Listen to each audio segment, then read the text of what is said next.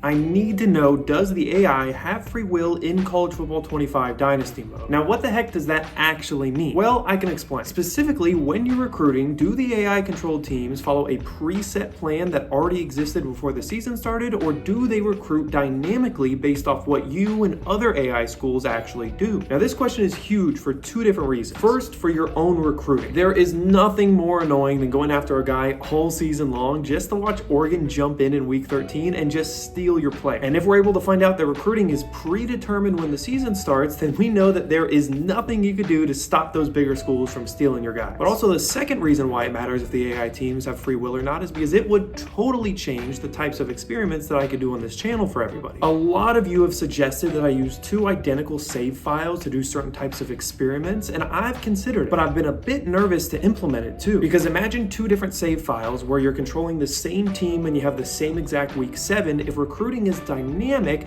you might have two entirely different results of recruiting for that week and for the entire year. In other words, doing two identical save files with the same school wouldn't really be identical. So now that we know why this matters, here's the actual results that I found. First, I created a brand new dynasty and left it in the preseason. That way the entire recruiting board had been generated for that year, but no other actions have taken place. I made sure to make note of all 32 5-star prospects because those are going to be the players that we monitor. And now that we know their names, positions, and all the other info, we could duplicate this file and put both files into the actual regular season. And already I noticed something a bit off, because when you go from the preseason to the regular season, that's when you and all the other AI controlled teams get to determine who they add to their board and who they give scholarship offers to. So it was really weird that already for both files, every single one of those 32 5-star prospects had the exact same number of offers across the two save files. The number 1 player in the country had 8 offers in both, the number 2 player in the country had 2 offers in both, and for all the other guys, however many offers they had in the first save file, they had in the second. And I made sure to not add a single player to my own recruiting board because I wanted to let the computers handle all of this. But not only did every single one of those 32 prospects have the same number of offers across the two files, but every single one of them also had the same top school across those two different files. So that means if Ohio State was your top school after the preseason in file 1, Ohio State was also your top school in the preseason in file 2. Now sure, if I had unlimited time, I would have loved to count like 300 prospects, but I think seeing 32 recruits all with identical results from the preseason to the regular season is not going to be because of random chance. So the first of 3 conclusions is that we have to believe at the very least the computers come into the year and they know exactly who they want to add to their board immediately and who they want to recruit immediately. But after week 0, another weird thing happened. Since that first test was so clear, I figured I'd just simulate to the end of the season for both of the files. And that's where I noticed that it was no longer identical. At the end of the recruiting cycle, there were some cases where somebody would commit to one school in file 1, but then a different school in file 2. Like the top recruit in the class went to Auburn in one file, but they actually went to UGA in the other. In fact, of the 32 recruits, only 22 of them committed to the same school across the two files. So why would this be happening, especially since we know that those players had the exact same treatment at the start of the year across the two files? Well, I think the answer lies in something that we do know is actually dynamic: the simulations of the games themselves. See, in the first file, Auburn may go 12-0 just off of the random simulations of the game, but in the other file, they might go 8-4. And as you probably know, that difference really matters in recruiting because there are prospect grades that do change based off the actual performance of the team. So if you lose a lot, the championship contender grade might go down, coach prestige might go down, and other playing style grades might go down depending on the position. All of a sudden, when Auburn goes to hard sell the guy late in the year when they're a losing team, it doesn't work as well as when they do the exact same hard sell to the exact same guy when they're a winning team. Now, it is just my theory why those 10 recruits went to 2 different schools in those 2 different save files, but I do think that that's the reason why it happened. However, despite all that, it is critical to note that the other 22 prospects did go to the same school in both files. So what does all of that mean for us? Well, for starters, I'm pretty sure that if Oregon jumps into your recruiting battle midway through the year, it is nothing personal. The AI school probably planned on doing that at that specific week the second that the season started, because that's the second that the actual recruiting board was made, and I think that's when all of the decisions were made for the AI schools and recruiting for the year. What it also means, though, is that performance really does matter. Winning a couple extra games or throwing for a few extra passing yards actually could be the difference between you landing that recruit and missing out on that player. The other good news for me is that I do think these results are strong enough for me to start doing the duplicate file experiment method that you guys have been mentioning. As long as I force win or force lose with those individual schools, that should handle some of the variation in the simulations for that individual individual school that I'm trying to control in the experiment, and then the rest should hopefully take care of itself. So now instead of using UNA and ASU in the same dynasty to compare each other, I can just use U of A in 2 different files and just make sure that they both go undefeated. Not only will the results be more accurate of all of our future experiments, but I actually think it'll be easier for me to explain the experiments to you too. Now I will say we may be wrong here, and the AI might actually impact their recruiting methods during the season. Like maybe if you add a player in week 8 that Oregon was going to add in week 10, and you're able to